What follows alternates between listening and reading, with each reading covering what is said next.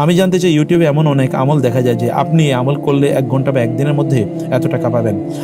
অনেক সময় এও লেখা থাকে যে এই দোয়া পড়লে আপনার দোয়া কবুল হবে। এগুলো আসলে কতটা সত্যিকার?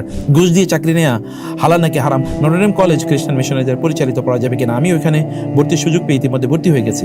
যেহেতু নটর ডেম কলেজ দেশের শ্রেষ্ঠ কলেজ হিসেবে বিবেচিত, তাই কোনো চিন্তা না করে ভর্তি হয়ে গেলাম। না, ক্রিকেট খেলা কি হালাল না হারাম?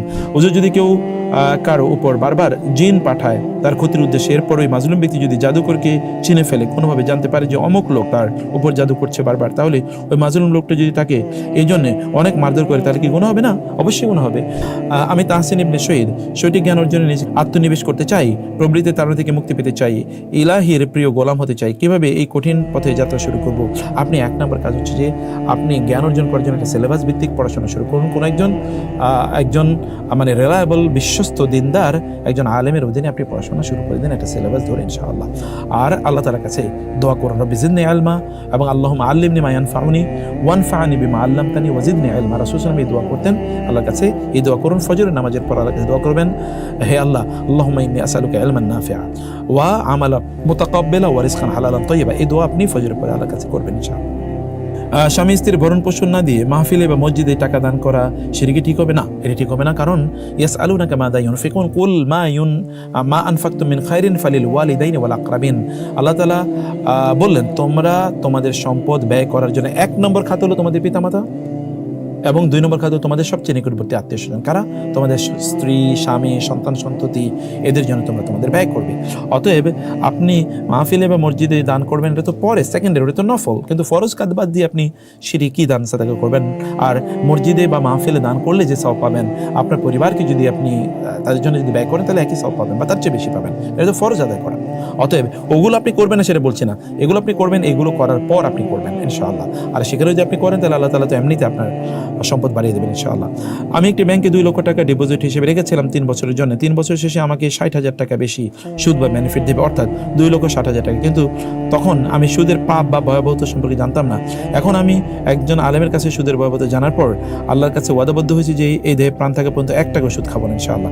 এখন থেকে আমি এখানে আমাকে ব্যাংক থেকে 60,000 টাকা বেশি দেবে, এটি আমি কি করব? আমি কি এখন আমার মূল 2 লক্ষ টাকা আনবো? ওই 60,000 টাকা দিলে আমি কি ওইটা করবো, এটা ব্যাংকে রাখবো নাকি তাদের দিয়ে আসবো? না, আপনি সেটা ব্যাংকে রাখবেন না, রাখলে তো ওরাই সেটা ব্যবহার করবে। আপনি সেটা আনুন, দিনই কোনো কাজ এটা আপনি ব্যয় করুন, যেখানে দিন প্রচারের কোনো কাজ আছে এখানে আপনি ব্যয় করুন, অথবা এটা ফি সাবিলিল্লাহর খাতে চলে যাবে, অথবা আপনার আত্মীয় স্বজনদের মধ্যে যারা গরিব আছে, অসহায় আছে, তাদেরকে এটি দিয়ে দেন ইনশাআল্লাহ। আমি জানতে চাই ইউটিউবে এমন অনেক আমল দেখা যায় যে আপনি আমল করলে 1 ঘন্টা বা 1 দিনের মধ্যে এত টাকা পাবেন। অনেক সময় এও লেখা থাকে যে এই দোয়া পড়লে আপনার দোয়া কবুল হবে। এগুলো আসলে কতটা সত্যিকার? এগুলো পুরাটাই মিথ্যা, 100 ভাগ মিথ্যা, এর মধ্যে 1 ভাগও সত্য নাই। অতএব এই জাতীয় কথা এর মধ্যে কানও দেবেন না, এগুলো আপনার শুনবেন না, এগুলো পড়বেন না। না আল্লাহ বলেছেন এরকম কোনো কথা, না আল্লাহ রাসূল বলেছেন এরকম কথা, এগুলো আপনার শুনবেনই না, এবং এগুলোতে আপনারা যাবেনই না। এগুলো একদল চটকদার কথাবার্তার মাধ্যমে, একদল ইউটিউবার, এটা তারা এই সকল কাজগুলো করে কোনো আলেমে যাতে কথাবার্তা বলতে পারে না। যদি বলে থাকে তারা এরা আলেম না সত্যিকার অর্থেই। অতএব এগুলোর আপনারা শুনবেন না। হুজুর, যদি কেউ কারো উপর বারবার জিন পাঠায় তার ক্ষতির উদ্দেশ্যে, এরপর ওই মাজলুম ব্যক্তি যদি জাদুকরকে চিনে ফেলে, কোনোভাবে জানতে পারে যে অমুক লোক তার উপর জাদু করছে বারবার, তাহলে ওই মাজলুম লোকটা যদি তাকে এই জন্যে অনেক মারধর করে, তাহলে কি গুনাহ হবে না? অবশ্যই গুনাহ হবে। কারণ আল্লাহ সুবহানাহু ওয়া তাআলা বলেছেন যে তোমরা ওয়ালা তাস্তাবিল হাসানাতু ওয়ালা সাইয়্যা ইদফা বিল্লাতি হিয়া আহসান। আপনি মন্দকে মন্দ দিয়ে কোনোদিন প্রতিরোধ করতে পারবেন না। আপনি তাকে মারধর করা অন্যায়, সে অন্যায় করেছে, আপনি আরেকটা অন্যায় করছেন, দুইজনই অপরাধী। অথবা আপনি অপরাধ করবেন না, আপনি তাকে নাসিহা প্রদান করবেন, অথবা আপনি রুকিয়া করবেন, অথবা যারা তাকে মানে নাসিহা করতে পারে বা তাকে বিরত রাখতে পারে এরকম লোকজনের কাছে আপনি বলবেন, বিচার দেন। সমাজের দায়িত্বশীলদের কাছে আপনি বিচার প্রদান করুন, এবং এর মাধ্যমে আপনি এটা সমাধান করবেন ইনশাআল্লাহ। নটর ডেম কলেজ খ্রিস্টান মিশনারিদের পরিচালিত পড়া যাবে কিনা? আমি ওইখানে ভর্তির সুযোগ পেয়ে ইতিমধ্যে ভর্তি হয়ে গেছি।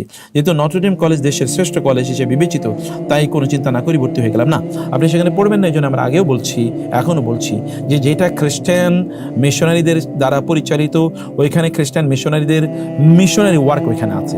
ফলে আপনাকে ডি ইসলামাইজেশনের প্রসেস ওইখানে আছে। আপনাকে সেখানে তো আল্লাহর কথা বলা হবে না, আল্লাহর দিনের কথা সেখানে বলা হবে না, আপনি সেখানে দিনী পরিবেশ পাবেন না।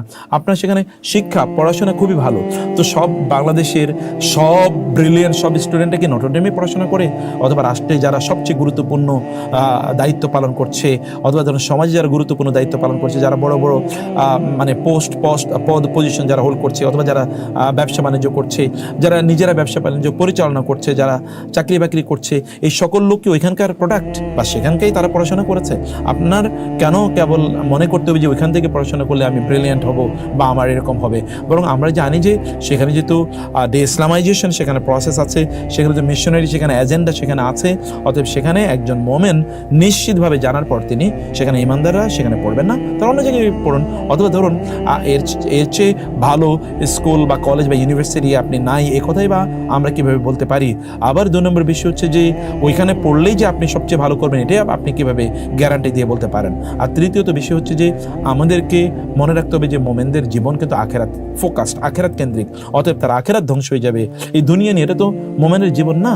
মোমেনের জীবন ওমাল হায়াতু দুনিয়া ইল্লা মাতাউল গুরুর ওয়া ইন্না দারাল আখিরাতা লাহিয়াল হায়াওয়ান। প্রকৃত জীবন তো আখিরাতের জীবন বলে আল্লাহ সুবহানাহু ওয়া তাআলা ঘোষণা করেছেন। ঘুষ দিয়ে চাকরি নেওয়া হালাল নাকি হারাম? পরিপূর্ণভাবে হারাম। কেউ যদি বলে যে ঘুষ দিয়ে চাকরিতে আমি বাধ্য হয়েছি, তাহলে তিনি মিথ্যাচার করছেন। ঘুষ দিয়ে চাকরি নেওয়ার জন্য কেউ বাধ্য কোনো দিনই হয় না। অতএব আপনি সেই চাকরি কেন করতে হবে যেখানে আপনাকে ঘুষ দিতে হবে? সেটি আপনি করবেন না। ব্যাংকে চাকরি করা কি হালাল না হারাম? যে ব্যাংক সুদ দেয় সে ব্যাংকে চাকরি করা হারাম। ক্রিকেট খেলা কি হালাল না হারাম? আপনি ক্রিকেট যদি এটাকে পেশা হিসেবে গ্রহণ করেন এবং এই জন্যে আপনার সৃষ্টি এরকম যদি আপনি মনে করেন, তাহলে এই পেশা আপনি গ্রহণ করতে পারবেন না।